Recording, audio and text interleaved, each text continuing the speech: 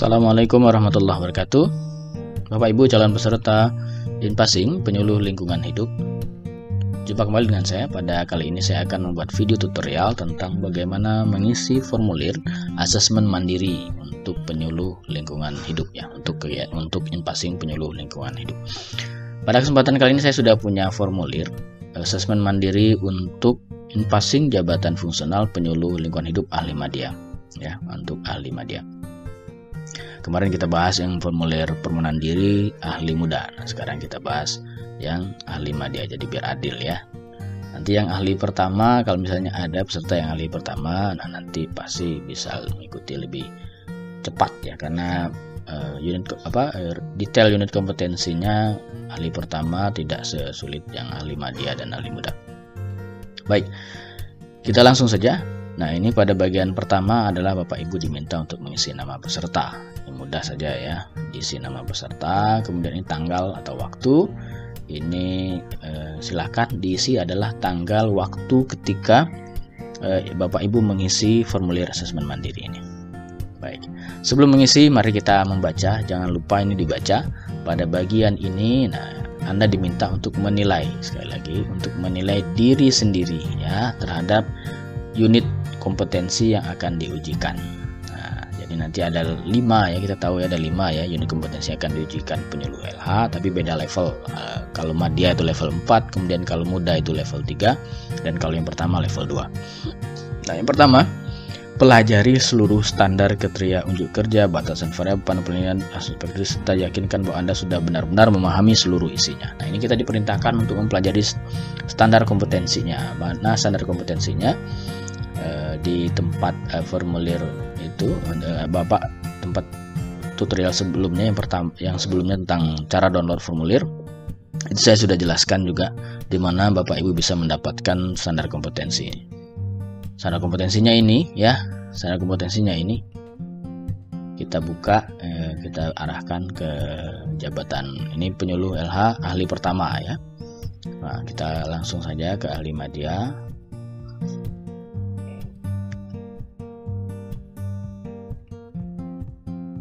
Nah, ini dia standar kompetensi jabatan fungsional penyuluh lingkungan hidup ahli madya. Nah, ini Bapak Ibu jika mesti, bukan jika ya, wajib untuk mempelajari jabatan standar kompetensi ini jika Bapak Ibu ingin lulus ya dalam uji kelayakan Inpasing ini. Kita lihat di sini apa saja sih yang akan diuji. Contoh ini ya. Manajerial. Nah, ini ada beberapa kompetensi ya, beberapa bagian kompetensi yang akan diuji. Salah satu ini yang pertama itu tentang manajerial. Manajerial ini ada beberapa hal yang akan diuji. Nah, saya berikan contoh satu saja. Ini misalnya integritas ya, integritas. Nah, integritas ini level 4 untuk madya. Nah, apa sih level 4 itu? Nah, ini mampu menciptakan situasi kerja yang mendorong kepatuhan pada nilai, norma, dan etika organisasi. Nah, indikatornya, nah ini yang akan menjadi indikator penilaian nanti bagi asesor ya. Menciptakan situasi kerja yang mendorong seluruh pemangku kepentingan mematuhi nilai, norma, dan etika organisasi dalam segala situasi dan kondisi.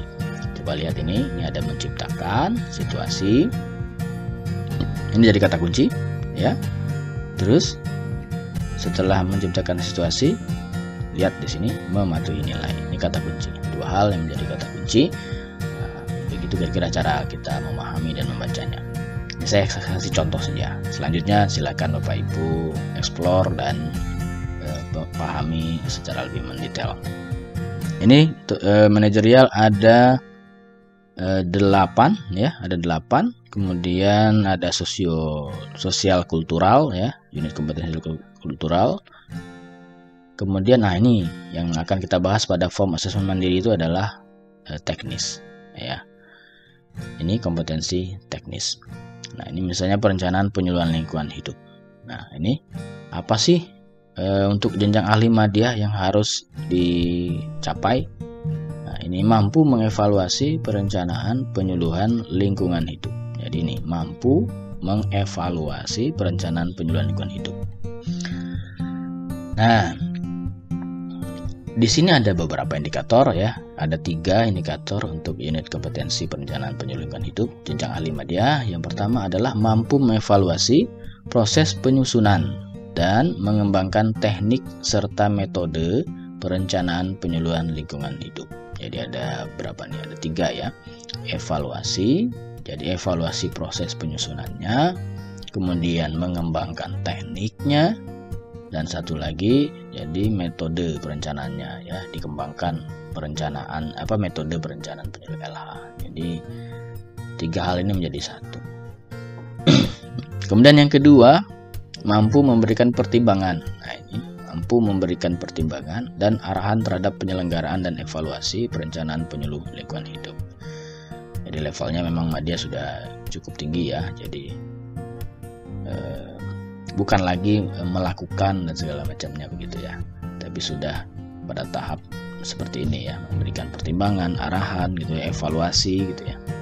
Yang ketiga, mampu melakukan koordinasi. Nah ini, mampu melakukan koordinasi dengan para pihak yang terkait dalam penyusunan rencana penyuluhan lingkungan hidup. Nah ini adalah indikator penilaiannya. Artinya ketika Bapak Ibu nanti mengumpulkan bukti-bukti kegiatan atau portofolio, nah itu merujuk ke sini supaya lebih komplit ya. Jadi yang dipilih itu supaya nggak salah yang mana ya, karena akan dipinta untuk memilih secara kumulatif 2 tahun dalam kurun waktu 10 tahun terakhir. Jadi mesti dilihat di sini, di standar ini ya, mesti dilihat di standar ini kira-kira yang pas yang mana. Mungkin kebingungan mencari buktinya. Nah di sini bisa dilihat kira-kira yang mendekati. Kalau yang klop banget, nah itu lebih bagus ya. Kalau tidak ada, mungkin yang kira-kira yang mendekati ya, yang mendekati dengan ketiga kegiatan ini ya, bukti-buktinya. Nah ini bisa Bapak Ibu lampirkan. Punya misalnya, ini pernah saya ini gitu ya, mengevaluasi proses penyusunan yang terkait saja ya penyuluhan. Penyuluhan itu apa, nanti bisa dicari di KBBI apa arti penyuluhan. Nah, kalau tidak mungkin kan langsung pernah tune in gitu di kegiatan penyuluhan misalnya, nah, nanti mungkin bisa dilihat apa kegiatan yang mendekati dengan kata penyuluhan gitu ya. Jadi 3 hal ini saya kasih contohnya. Kita kembali ke form tadi. Nah selanjutnya adalah laksanakan penilaian mandiri dengan mempelajari dan menilai kemampuan yang Anda miliki secara objektif terhadap seluruh daftar pertanyaan yang ada. Jadi kita diminta untuk melakukan penilaian secara mandiri ya, pelajari dan nilai kemampuan yang kita miliki secara objektif terhadap seluruh daftar pertanyaan yang ada. Jadi nanti ada daftar pertanyaan di bawah. Tentukan apakah sudah kompeten, ini ditulis ya K, atau belum kompeten dengan mencantumkan tanda checklist, dan tuliskan bukti-bukti pendukung yang Anda anggap relevan terhadap setiap elemen atau KUK unit kompetensi. Nah sekarang 3, pilihlah jabatan fungsional lingkungan hidup Kementerian LHK dan jabatan sesuai dengan keahlian Anda. Nah, ini kita berarti penyuluh lingkungan hidup ya, kita bold. Dan kita sudah di-vote oleh panitia jenjang ahli madya. Jadi perlu diketahui ya, jadi kita sekarang untuk jabatan fungsional binaan Kementerian LHK itu sudah punya 6 ya, sudah punya 6 jabatan fungsional. Ini ada polisi kehutanan, penyuluh kehutanan, pengendali ekosistem hutan, pengawas lingkungan hidup, pengendali dampak lingkungan, dan terakhir adalah penyuluh lingkungan hidup. Ya. Sekarang kita lihat di daftar pertanyaan. Nah, di sini contoh saja unit kompetensi pertama, Bapak Ibu bisa lihatnya ada 3 ya, 3 indikator. Kita lihat perencanaan penyuluhan lingkungan hidup ada 3 indikator ya. Pertama, apakah Anda dapat melakukan evaluasi proses penyusunan dan mengembangkan teknik serta metode perencanaan penyuluhan lingkungan hidup? Nah, pertanyaan ini dari mana?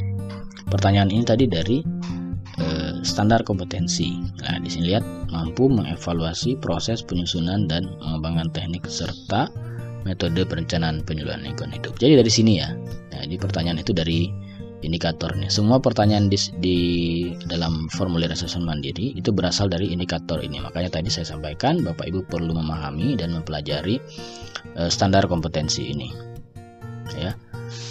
Jadi pertanyaannya adalah Apakah Anda, coba perhatikan, apakah Anda dapat melakukan evaluasi proses penyusunan dan pengembangan teknik serta metode perencanaan penjualan hidup. Kalau Bapak Ibu mempunyai buktinya, artinya Bapak Ibu sudah meyakini Bapak Ibu kompeten, silakan bisa diisi di sini ya, di checklist ya. Kalau tadi perintahnya, maka kita ambil di simbol ya. Simbol ini bisa, atau bisa juga kita menggunakan V ya, yang mirip dengan checklist. Kalau ini kita harus cari, nah ini sudah ada checklistnya. Mana tadi kelewat kita? Ini dia. Ini sudah ada checklist, kita insert. Ya, sudah di insert, kita close. Ya, sudah ada 2, sorry. Nah, ini kita sudah simpan di sini checklist. Ini sudah di tengah posisinya. Kalau mau ditambah, mau diposisikan tengah lagi, bisa Bapak Ibu atur di sini ya. Nah, sekali lagi, di bagian layout, atur dan ke sini. Ya. Ini silakan isi kompeten checklist, dan ini bukti-bukti pendukung. Nah, bukti-bukti pendukung ini diisi apa? Siapa Pak Ibu? Nah, Pak Ibu bisa mengisinya sesuai dengan bukti pada tadi contoh yang unit kompetensi bukan unit kompetensi, pada formulir permohonan diri. Tadi kan sudah kita kasih nomor 1, 2, 3 ya. Misalnya pada bagian perencanaan itu 1, 2, 3. Artinya kita tulis saja di sini 1 buktinya ya. 1, 2 dan 3 misalnya gitu. Dan 3. Nah, cukup begitu saja.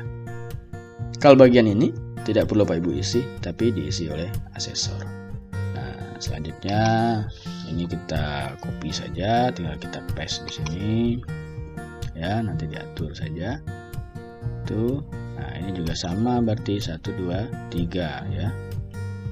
1, 2 dan 3, tinggal ditulis 1, 2 dan 3. Ini juga sama. Kita paste, atur, kemudian di sini juga kita atur 1, 2 dan 3. Nah, yang berikutnya tadi di formulir pengenalan diri kita sudah isi nomor urutnya juga, jadi kita tulis di sini juga nomor urutnya. Di sini berarti nomor urutnya adalah bukti yang kita miliki tadi 4 ya, 5 dan 6. Oke, itu ya contohnya. Nah, begitu seterusnya sampai ke bawah. Nah, jadi Bapak Ibu silakan pelajari, pahami ini sampai ke bawah, diisi ya, bukti-buktinya menyesuaikan nomornya ya, berdasarkan di formulir permohonan diri ya. Nah, setelah selesai mengisi semua ini, Bapak Ibu silakan cantumkan nama peserta, hal yang sama seperti yang sudah saya sampaikan pada formulir permohonan diri, tanda tangan dan tanggal melakukan asesmen mandiri ini. Itu saja mungkin kira-kira yang bisa saya sampaikan, mudah-mudahan bermanfaat bagi Bapak Ibu semuanya dan bisa mengikuti uji kelayakan InPassing penyuluh lingkungan hidup. Terima kasih dari saya. Wassalamualaikum warahmatullahi wabarakatuh.